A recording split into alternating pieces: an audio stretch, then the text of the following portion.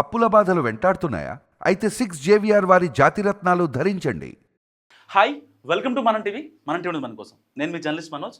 So రీసెంట్గా మనం ఒక రోజు క్రితట తోపుదుర్తి ప్రకాష్ రెడ్డి ఎందుకు అరెస్ట్ అయ్యాడు, ఏంటి, వాళ్ళ ఇంట్లో ఏ ఏ మారణాయుధాలు దొరికాయి, ఏ హింస క్రియేట్ చేద్దాం అనుకున్నారు, ఎంత రచ్చ చేద్దాం అనుకున్నారు.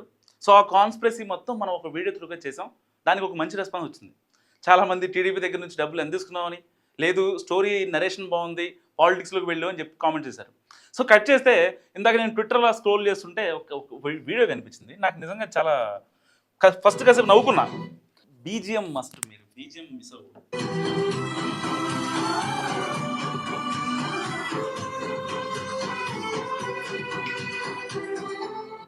యా, మీకు అర్థమే ఉంటుంది నాకు తెలిసి. జోలాలి అనలేదే చిన్నాడు నేను ఇప్పుడు ఈ ఊరి ఉయ్యాల. అసలు అంత పెద్ద ఎలివేషన్ నాకు ఇప్పుడు అర్థం కాలేదు ఎందుకు, దేనికోసం ఎలివేషను, ఏం చేసిన ప్రత్యాపారం ఏంటి. వీళ్ళందరూ నన్ను పాలిటిక్స్లోకి వెళ్ళి చెప్పి మాట్లాడుతున్నారు, కానీ ఇంతమంది ఎందుకు వచ్చారండి, దేనికి వచ్చారు వీళ్ళంతా? డబ్బులు ఇస్తే వచ్చారు. నిజంగా తోపుదుర్తి ప్రకాష్ రెడ్డి ఏదో గొప్ప గొప్ప అనుకుని రాలా. అయితే వాళ్ళంతా పెయిడ్ బ్యాచ్ అనమాట, పేటిఎం బ్యాచ్. సాయంత్రానికి ఇలా పోయేసరికి డబ్బులు పడతాయి. సరే, కొంతమంది అభిమానులు ఉంటారు, మహా అయితే ఒక 10%, 15% అనుకుందాం. ఎందుకు 10%, 15% అన్నానో కూడా ఈ వీడియో లాస్ట్ వరకు చూడండి, దానికి ఒక కన్క్లూజన్ ఇస్తా. సో ఇలాంటి నేపథ్యంలో అసలు మనోడు చేసింది ఏంటి? యా, ఒక్క నిమిషం చూపిస్తాను చూడండి. మనోడు చేసిన చండాలు ఇదంతా ఏంటి? ఇవి గ్రానైట్లు, రాళ్ళు, ఎంటీ బీర్ బాటిల్స్. దేనికోసం? తలకాయలు పలగొట్టడానికి.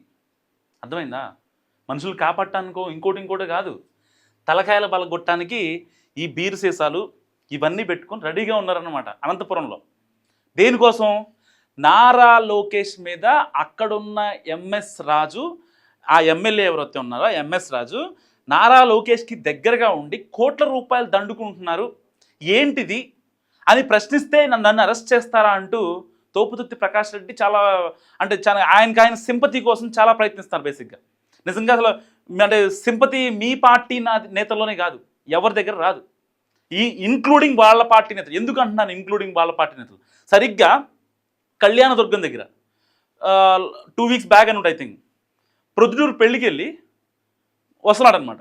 సరిగ్గా కళ్యాణదుర్గం దగ్గరికి వచ్చేసరికి ఒక ఎస్ఆర్ కన్స్ట్రక్షన్కి సంబంధించినటువంటి ఒక టిప్పర్ లారీ, ఆ టిప్పర్ లారీ అయితే ఉంటుందో నన్ను గుద్దేద్దాం అనుకుందని చెప్పాడు. అసలు మరి వినటానికి విల్లింగ్గా ఉందని చెప్పారా లేకపోతే ఏంటో తెలియదు, కానీ సరే టీడీపీ వాళ్ళకి చెప్తే ఏమంటారు, మాకేం అవసరం, అసలు ఆయన మేము ఒక మనిషిలా కూడా మేము చూడం, ఆయన ఓడిపోయాడు, ఆ బాధలో ఉన్నాడు, ఏవేవో మాట్లాడకుండా అని చెప్తారు. మరి ప్రతిపక్షం వైసీపీ మరి నమ్మాలి కదా, వాళ్ళు నమ్ముతారా? వాళ్ళు అసలు పొర్రపాటును కూడా నమ్మే పరిస్థితి లేదు. వాళ్ళే సరే అంటే కనీసం సింపతికైనా సరే తోపుదుర్తి మనవడే ప్రకాష్ రెడ్డి, ఇన్నాళ్ళు జగనానికి చాలా దగ్గరగా ఉన్నాడు, మనవాడిని మనం కొంచెం సపోర్ట్ చేసుకోవాలి. అట్లా చేస్తాడు కూటమి వాళ్ళు, మావాడిని చంపేద్దాం అనుకుంటున్నారా ఏంటి అని చెప్పి లబో దిబోమని అన్న నాయకుడు లేడు. ఒకవేళ తోపుదుర్తి ప్రకాష్ రెడ్డి ప్రెస్ మీట్ పెట్టి చెప్తే వినే నాయకుడు కూడా లేడు. సో ఇలాంటి నేపథ్యంలో మనోడిని అరెస్ట్ చేశారు. ఎందుకు? అక్కడ హింస జరగకూడదని. ఆల్రెడీ ఎంఎస్ రాజు మీద చాలా ఎలిగేషన్ చేశాడు. అయితే అనంతపురంలో తోపుదుర్తి ప్రకాష్ రెడ్డి ఉంటున్నటువంటి ఇల్లుని సో ఎమ్మెల్యే ఎంఎస్ రాజు కొందామని ప్రయత్నిస్తున్నాడని 2 కోట్ల రూపాయల 70 లక్షలకి ఎంతో. దానికోసం నన్ను ఇంట్లో కూడా ఉంచనివ్వడా అని యుగోకి పోయినటువంటి మన తోపుదుర్తి ప్రకాష్ రెడ్డి గారు బేసిక్గా ఆ ఎమ్మెల్యేకి ఆ ఇల్లు యజమానికి ఎప్పటి నుంచో రిలేషన్స్ ఉన్నాయి, అది వేరే కథ. ఆ విషయం ఈయనకు తెలియదు పాపం. సో ఈయనేంటి ఆయన మీద ఎప్పటి నుంచో ఎలిగేషన్ చేస్తున్నాడు, ఇంకో దళితుడనో ఇంకోటనో ఏదో రకం తొక్కేయాలి, అక్కడ హింస క్రియేట్ చేయాలి. నెక్స్ట్ అలాగూ లోకల్ బాడీ ఎలక్షన్స్ ఉన్నాయి, జగన్ గారి దృష్టిలో పడాలి అని చెప్పి ఎవరు ఇన్స్ట్రక్షన్స్ ఇవ్వాల్సిన అవసరం లేదు. అంటే కొంతమంది ఉంటారు కదా, బోరుగడ్డ అనిల్ కుమార్ కావచ్చు, ఈ ప్రశ్న రావణ్కి కావచ్చు, వీళ్ళకి ఇన్స్ట్రక్షన్స్ ఇస్తే రప్చర్ క్రియేట్ అవుతుంది.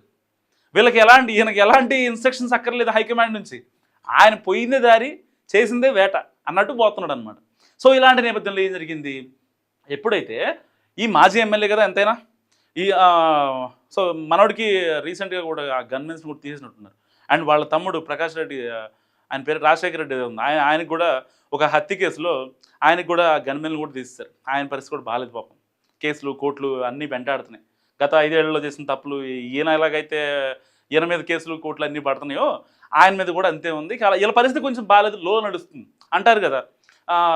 టైం బాగాలేనప్పుడు అట్టిపండు తిన్నా మనకి పన్ను ఇరిగిపోద్దని. సో పరిస్థితి లిటరల్గా అలా ఉందన్నమాట.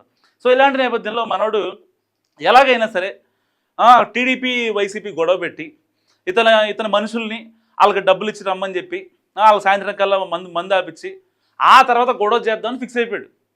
కానీ కట్ చేస్తే గొడవ జరగల, పోలీసు వాళ్ళు వచ్చారు.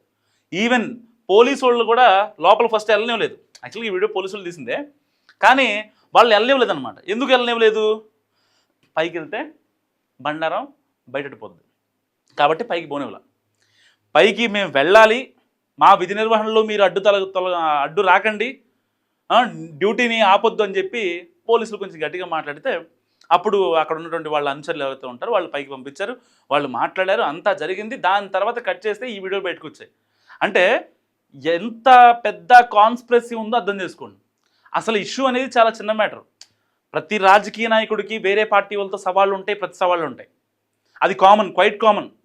ఎక్కడైనా జగన్మోహన్ రెడ్డి గారు చంద్రబాబు నాయుడు గారు తిట్టుకుంటారు, పవన్ కళ్యాణ్ గారు జగన్ గారు తిట్టుకుంటారు, ఆ వైసీపీ వాళ్ళు, ఈ టీడీపీ వాళ్ళు, జనసేన వాళ్ళు, లేకపోతే పక్క రాష్ట్రాల్లో కాంగ్రెస్ బీఆర్ఎస్ వాళ్ళు తిట్టుకుంటారు. అది క్వైట్ కామన్. కానీ ఇక్కడ ప్రాబ్లం ఎక్కడ వస్తుందంటే ఆరోపణలు ప్రత్యారోపణలు ప్రజాస్వామ్యబద్ధంగా హేతుబద్ధంగా ఉండాలి, ఎవరైనా యాక్సెప్ట్ చేస్తారు. కానీ మరి హింసను ఎవరు యాక్సెప్ట్ చేస్తారు?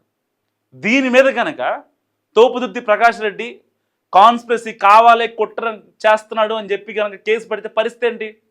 దాన్ని మళ్ళీ వేరే విధంగా రుద్దుతారు. మళ్ళీ మొదలుపెట్టేది మీరే, ఆపేది మీరే. మళ్ళీ వేరే వాళ్ళు ఒక మాట అంటే మాత్రం తట్టుకోలేరు అనమాట. ఏంటండి తప్పు కదా, ఇలా మరి ఇట్లా చేయకూడదు కదా, ఈ బీర్ బాటిల్ ఏంటి, ఈ లోకం ఏంటి, రాళ్ళు ఏంటి, ఎవరికైనా తగిలితే పరిస్థితి ఏంటి, స్పాట్ డెడ్ అయిపోతారు. కనీసం 100 బీర్ బాటిల్స్ ఉన్నాయంట. 100 అక్కడికి ఎవరైతే ఆ ఇంటి ప్రెమిసెస్లోకి వస్తారో ఆ గ్రనైట్స్, ఆ రాళ్ళు ఇంటి బయట కూడా పెట్టుకున్న రాళ్ళు. ఎందుకంటే ఒకవేళ టీడీపీ వాళ్ళు కనుక ఎక్కువ వస్తే, జనసేన టీడీపీ వాళ్ళు కనుక ఎక్కువ వస్తే గట్టి కొట్టేద్దామని ఫిక్స్ అయిపోయారు వీళ్ళు. వాళ్ళందరితో మనుషులతో మాట్లాడి పెట్టారు. ఆ ఇంటి అనంతపురంలోని వాళ్ళని అయితే తోపుతుడి ప్రకాష్ రెడ్డి ఉంటున్నటువంటి ఇంటి చుట్టూ వాళ్ళు మొత్తం రెడీగా ఉన్నారు, ఫోన్ చేస్తే వచ్చేస్తారు. అలాంటి సిచ్యువేషన్ అనమాట. కట్ చేస్తే పోలీసు ఎంట్రీ ఇవ్వడం వల్ల చాలామంది ప్రాణాలు, చాలామందికి ఎలాంటి గాయాలు అవ్వకుండా అందరూ వాళ్ళ సేఫ్గా ఉన్నారు. మరి ఇలాంటి తోపుదుర్తి ప్రకాష్ రెడ్డికి వీళ్ళు చేసేది ఏంటి? హారతులు. శ్రీవారి కనుక నిత్య కైంకర్యం ఉంటుంది కదా, అసలు ఆయన సాంగ్స్ ఆయన ఎవరు మీకు మ్యూట్లో చూపిస్తున్నా, ఎందుకంటే సాంగ్ ప్లే చేయకూడదు. సో ఇది మ్యాటర్. జోలాలి అనలేదే చిన్ననాడు నిన్నెప్పుడు. మీరు నిజంగా అంటే ఇంట్లో పెద్దవాళ్ళు కనుక కరెక్ట్ పద్ధతిలో పెంచితే పెద్దయ్యాక పిల్లలు ఇలా తయారవ్వరు, పెంచకపోతేనే తయారవుతారు. మనల్ని తిట్టినోడిని మాట్లాడటం ఒక ఎత్తు, వాడిని కూడా తిట్టడం ఒక ఎత్తు, కానీ తిట్టాడు అరిచాడని చెప్పి వెళ్ళి చంపేయడం అంత కరెక్ట్ కాదు. కరెక్ట్ కదా? మీరేమనుకుంటున్నారు? మస్తు కామెంట్ చేయండి. చూస్తున్నాండి మనం టీవీ.